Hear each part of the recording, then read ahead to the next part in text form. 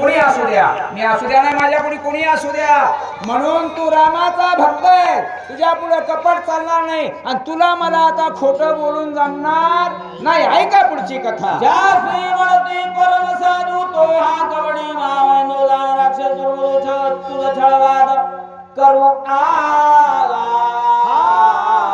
महामैदू राक्षस आहे, तो रावणाच्या संगतीतला आहे. जीवन जगत असताना आणि अन्न खाताना कुणाचं खावं हे सुद्धा लक्षात ठेवा. दुर्जनाच्या माणसासारखं अन्न खाल्ले की विचार दुर्जनासारखे निर्माण होत असतात. म्हणून अन्न सुद्धा खाताना चांगल्याचं खायला शिकायचं, वाईटाचं अन्न खायचं नाही. आणि तो दुर्वादी असलेला अतिशय कपटी मायावी राक्षस आहे आणि तो तुझं छळण केल्याशिवाय राहणार नाही हे मला निश्चित माहिती आहे. म्हणून तुला मी खाना खुना सांगते. हनुमंत रावणाचा परमात्म प्रतिज्ञा करोनी तेच ठाकुराला द्रोण पर्वत छळनार्थ तुझ लागे. एकच लक्षात ठेवा, अधर्माचा धर्मावर विजय कधी होत नसतो, कारण धर्माचा धर्मावर विजय होत असतो. कपटपणानं तो तुला छळण करण्यासाठी आलेला आहे. पण मला माहिती आहे सज्जन जीवन जगत असताना अनंत अडचणी येत असतात. धर्माचं काम करताना अनंत अडचणी येतात बरं का मामा, पण त्या अडचणी दूर करण्याचं काम भक्त करत असतात. आणि त्याच्या पाठीमध्ये उभा मागे पुढे म्हणून तुला फसवायला आलाय, तुला मारायला आलाय, धर्माची हानी करण्यासाठी आलाय. हनुमंता हे विसरू नको बाबा. काळने मी राक्षस ब्राह्मण रूपे तापस धरुणी आला. तापस वेशाती दुर्घर्ष महापाप. मी नेहमी सांगतो, मंदिरावरच्या शिखरावर बसलेला कावळा कधी साधू होत नसतो. तळ्याच्या काठावर बगळेला बसलेला तो बगळा कधी संत होत नसतो. तो आपलं स्वार्थ साधण्यासाठी आलेला असतो. म्हणून तो महामेंदी आहे. रावणानं पाठवून दिलेला कळणे मी ढोंग घेऊन आलाय. तुला फसवणार आहे, तुला शिंकणार आहे, तुला अडवणार आहे, धर्माची हानी करणार आहे. तू त्याचा छळण करी लक्षणादेशी याची मिरासे बहु मायेसे जाणतो. ऐक हनुमंता, विद्युत मालिन नावाची अप्सरा किती गोड सांगते. मायबापो ऐका, जीवन जगत असताना तुमच्याच्यानं एखाद्या उपकार नाही करता आला तर करू नका, पण अपकार करू नका. गरीबाच्या झोपडीत दिवा नाही लावता आला तर लावू नका, पण असलेला दिवा विझवू नका. यालाच भक्ती म्हणतात.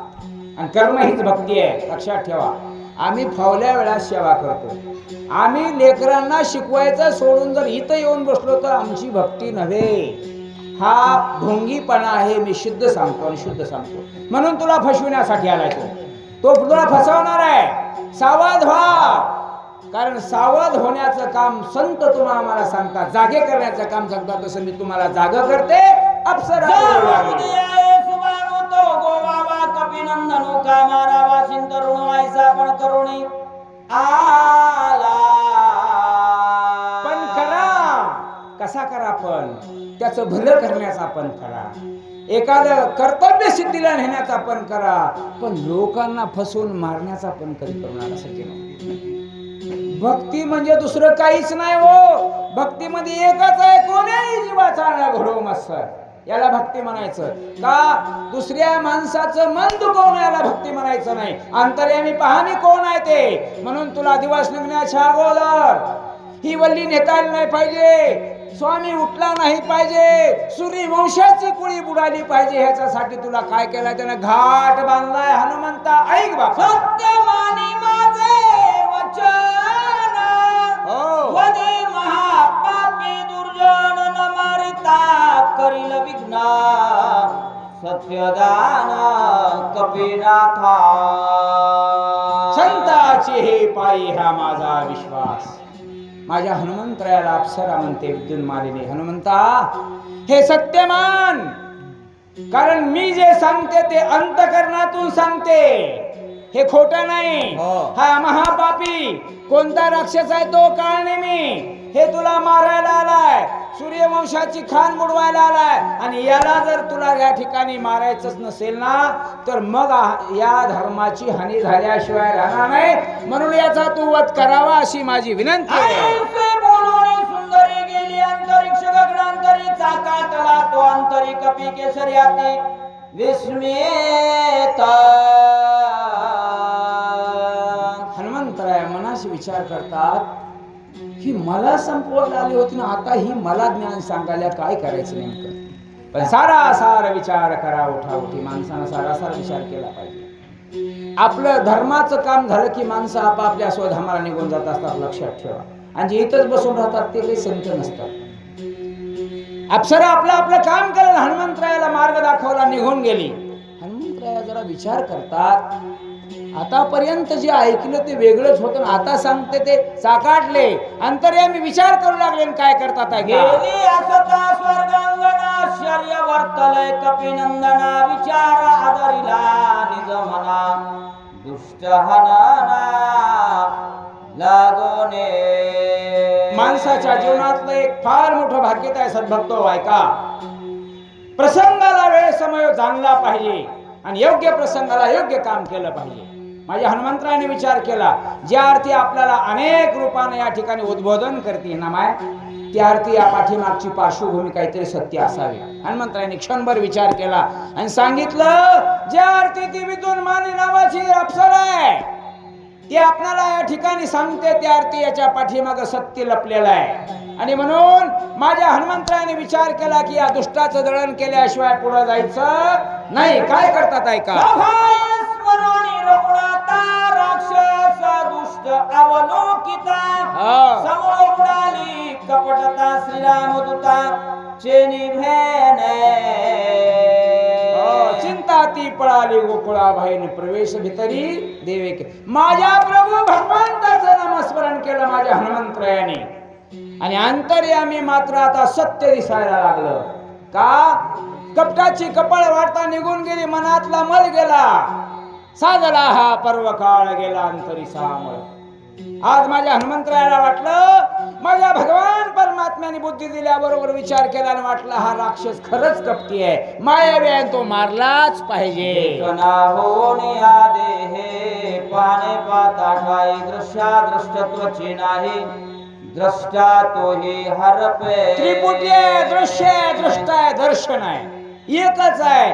त्याचं दर्शन झालं की त्रिपुटी संपत आहे, बघण्याचं कामच नाही. ही वस्तू आहे, पाहावं लागतं, तिचं ज्ञान व्हावं लागतं, शिल्लकच राहत नाही. पण कधी? त्या भगवंताची कृपा झाल्याशिवाय. म्हणून आता माझ्या हनुमंतराला एकच दिसत होतं, तो दुराचारी दुष्टात्मा, तो राक्षस मारला गेला पाहिजे.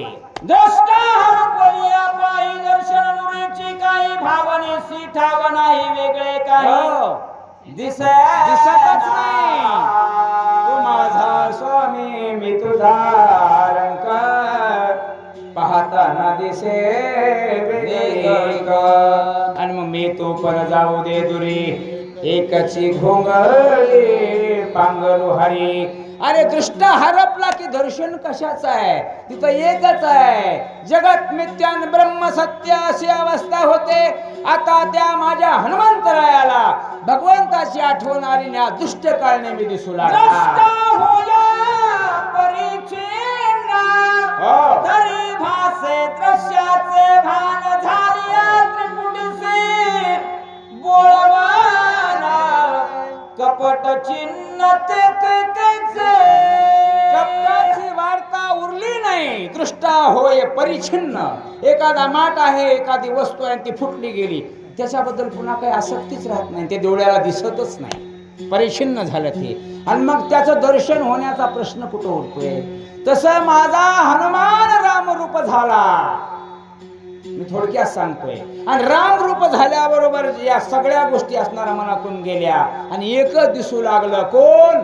एक कपटी काळने मी, आणि त्याला या हनुमंतरायानं मारावं, हे भगवंत बुद्धीचा दाता आहे. एका श्रीराम नामासाठी उडती कपटाची कोटी, श्रीराम कपे संनिष्ठे कपट गोष्टी ते काय. एका राम देवाच्या पाठी पुन्हा कपट राहत नाही, द्वंद्व राहत नाही, मी तू पण राहत नाही. आणि मग तिथं कपट चिन्ह राहील का? नाही. एकच लक्षात घ्या, मी कोण आहे? मी ब्रह्म आहे. आणि ब्रह्माला या जगतामध्ये सगळं माईक दिसतं. कारण या जगातल्या प्रत्येक गोष्टी नश्वर दिसतात माय बाप हो. फक्त एकच आहे, अंतर्यामी ज्याला देवाला पाहिलं तसं माझ्या हनुमंतरायाने पाहिलं. काय झालंय का? निर्धारुणी पाहे तो कपींद्र, दिसे राक्षस भ्यासुर महापापी दुराचार, यासी सत्वर मारिन. मान आहे, बुद्धी आहे, चित्त आहे, अहंकार आहे, या सगळ्याला जागृत केलं माझ्या हनुमंतरायाने. कुणाच्या? भगवान परमात्म्याच्या कृपा आशीर्वादानं. आणि पाहिलं एकाग्र चित्तानं. एकाग्र चित्त करावं लागतं माय बापू भक्तीसाठी, देवाचे असणार त्या ठिकाणी, देवाला मिळवण्यासाठी, अळवण्यासाठी. त्यावेळेस माझ्या हनुमंतरायाने पाहिलं तर तो आता कपटी राक्षस दिसू लागला. भगवान म्हणाले, भगवंताचे दूत म्हणतात, ज्या इदूत मारीने सांगितले सत्य आहे, काय घडताय का? साधून पुरुषार्थ करू आला माझा घाताती बळी रामदूत, याचा निपात करीना. धर्माचे पालन करणे पाखंडी खंडन, हे श्यामा करणे काम बीज वाढवावे नाम. हा तर कोण दिसतोय? हा महामेंदू कपटी राक्षस दिसतोय. अंतर्यामी माझ्या हनुमंतरायाने ओळखलं आणि सांगितलं सदरक्षण आहे, खरं निग्रहण आहे. धर्म राखायचा असेल तर दुर्जन संपवले पाहिजे. हनुमंतराया मारण्याच्या कपींद्र आला राक्षसा समोर, बोलोनी निष्ठोरा स्वयंवानर सरसावला. वारकऱ्यांनी मामा कवर ग बसावं. कधी कधी वारकऱ्यांना उलट्या पताका करायची वेळ येते. कारण आम्ही विष्णुदास हे कसे आहेत, मोह मे नाहोनी आहेत बाबा, पण आमच्यावरच आल्यास आम्ही का सोडावं? माझा हनुमान त्या काळनेमीच्या समोर आला. शब्दरूपी बाण मारले पहिल्यांदा माझ्या हनुमंतरायाने आणि सांगितलं कोण आहेस, कुठला आहेस? भांडण करायचं काही, भांडण करायचं म्हणजे ना काही जमतंय, उगल जाता जाता धक्का द्यायचा आणि भांडण करायचं. हनुमंतराया म्हणतात, दुष्ट दर्जना, आमच्या सूर्यवंशाचं बी बुडवायला आलास का? मी तुला सोडणार नाही. इथपर्यंतची कथा गावबा महाराजांनी विशद केली. तुम्ही सर्व मागापानी ही कथा श्रवण केली, ऐकून घेतली, आमचा सन्मान केला. बोलता बोलता एक अबद्ध शब्द निघाला असेल तो वाणीचा दोष समजा, योग्य वाटला असेल सद्गुरूचा प्रसाद समजा. तुमच्या सर्वांचं दर्शन झालं हे आमचं परम भाग्य. आणि याच ठिकाणी आम्ही आमच्या वाणीला पूर्ण विराम देतो.